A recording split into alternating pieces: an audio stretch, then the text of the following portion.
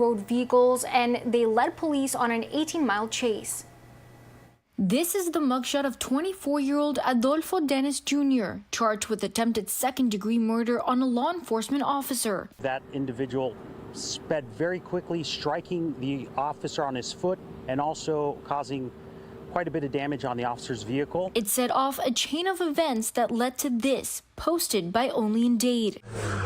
Saturday night around 9 p.m., Pinecrest police say officers got a call about 6 or 7 large off-road vehicles similar to golf carts at this Exxon gas station in Pinecrest. We received a call of several off-road vehicles attempting to take over US 1 and 104th Street. Police say when an officer got there, the group sped off, but not before Dennis allegedly hit the officer's left foot. The vehicle that fled basically pinned him between the subject vehicle and the officer's car. At that time, the officer felt the need to discharge his firearm at the threat, right at the vehicle. According to police, no one was hit by the gunfire. The officer was rushed to the hospital. The chase lasted 18 miles going south to Chrome Avenue, where police did a pit maneuver and arrested 3 people. 2 of them were released. Whenever you have a large group of people who are already behaving in a way that's reckless, antisocial behavior, blocking roadways, taking over streets, you know, there's always a propensity for violence. And when an officer arrives on scene and tries to take control of the situation, these things can happen. Released the names of the other 2 suspects. FDLE is also investigating. Live in the newsroom this morning, Daniela Cado, NBC6 News. All right, Daniela, thank you. This morning, we're hearing from a man who says he was hit by a Corvette while riding his bike in Miami. It happened Sunday morning near Northwest 14th Avenue. David Miller says a silver Corvette with 3 people inside hit him on his side. We do know Miller tells us how the driver just took off after the incident. They kind of went right towards where I was, hit. They stopped, slowed down for a little bit. Seemed like they were asking me if I was okay. I remember kind of like saying, yeah, I'm fine. But then I put my hand up like, wait, and they drove off. Now, we reached out to Miami police for more information on the crash, and we're still waiting to hear back. Well, neighbors were startled by a large crash that happened in Northwest Miami overnight on Sunday. Now, we caught surveillance video. The look at that crash. Take a look.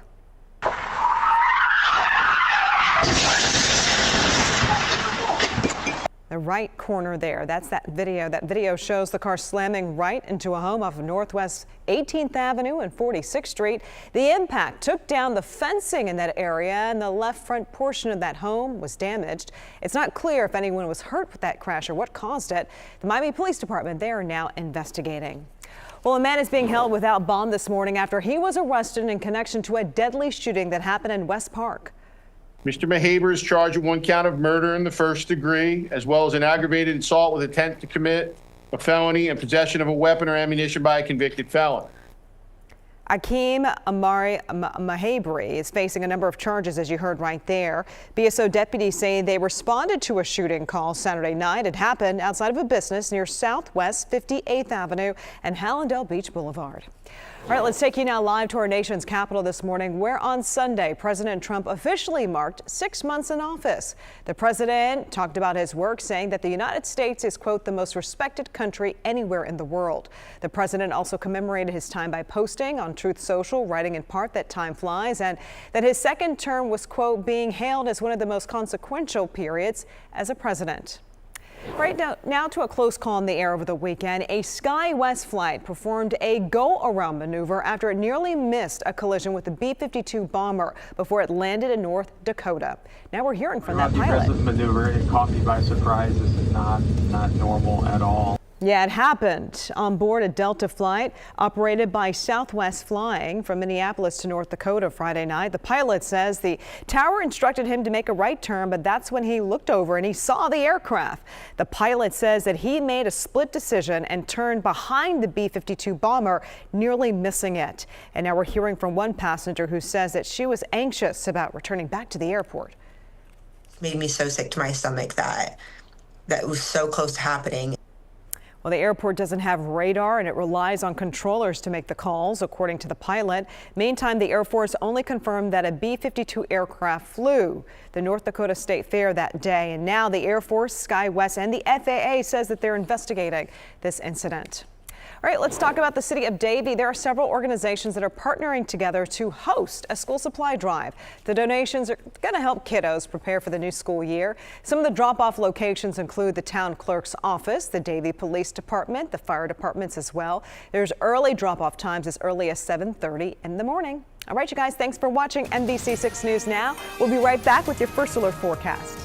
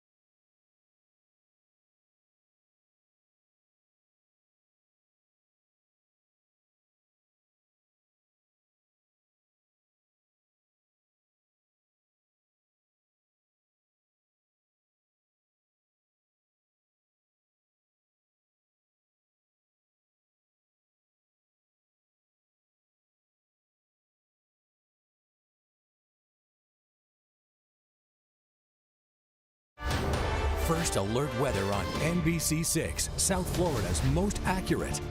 Here's meteorologist Adam Berg. Okay, so our big story is heat advisory yet again. We've been dealing with these since last week here. So this one goes until 6 o'clock in the evening. That's when that sun angle comes down a bit and the brutal part of the day begins to fade, right? So feels like temperatures today 105 to 110. All of us here in South Florida pretty much under heat advisories except for the Keys. So really watch it during peak heating today into the afternoon. Seek, shade and air conditioning as much as possible if you're doing anything outdoors. High pressure in control. Hot and humid, probably the best way to describe today. We're going to see very little rain. A couple of showers we've seen here and there down through the Keys, and that is it. Let's talk tropics. Generally pretty quiet. We do have a disturbance that we're watching, an area of showers and thunderstorms way out into the central Atlantic. That's where the X is, and you can see the brighter colors. That's where the showers and thunderstorms are. And the yellow area would be the possible area where something can develop. But we only go 20%. Even though conditions over the next couple of days reasonably favorable for some development, once we go into the middle of the week and latter part of the week, conditions become unfavorable again. Where is this system? About 900 miles east of the Lesser Antilles, those islands right there in the Eastern Caribbean. So this is nearly 1,000 miles away from any sort of impact area. And again, conditions really kind of going downhill for development once we hit the next few days or so. All right, let's get back to our neck of the woods. What are we talking about here? Again, all the red that you see, this is whenever we use a water vapor map here, we're trying to look for disturbances in the upper levels of the atmosphere. That's what really gets the showers and thunderstorms going this time of the year, because we are looking at quite a bit of humidity at the surface. We just don't have anything upstairs to help. That's what all the red is. It's just too dry up there. But there is some green east of us that's going to slide east and bring more instability. So let's track the upper level humidity. Today we're in the yellow, which is mostly dry. We get into the afternoon, a little bit of green works in, and then we go into Tuesday, a little bit more green, and this is why the shower and thunderstorm chances start to rise a little bit once we get into the afternoon tomorrow. And then you notice here Wednesday and into Thursday, still into the green zone. So more humidity, more instability, more in the way of showers and thunderstorms. Again, it's going to be Tuesday, Wednesday, Thursday, I'm thinking this week. And then you see this brown here. There's the legend at the top of the screen. The brown is some drier air moving back in as we go into Friday. And this is why we'll start to bring those rain chances down once we go into the week here. So that really does drive our thunderstorm chances quite a bit, what's going on upstairs in the atmosphere. So here's Future Tracker. Notice how this is exactly how it plays out. Just a couple of isolated storms today, pushing west very quickly.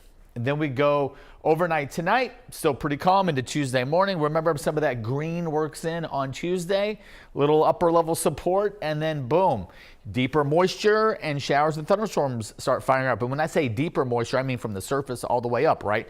Just a little bit more instability that gets the storms going. Same deal as we go into Wednesday, a dry start to the day. We start heating up, shower and thunderstorm chances again on the high side. I think easily half of us will see the rain.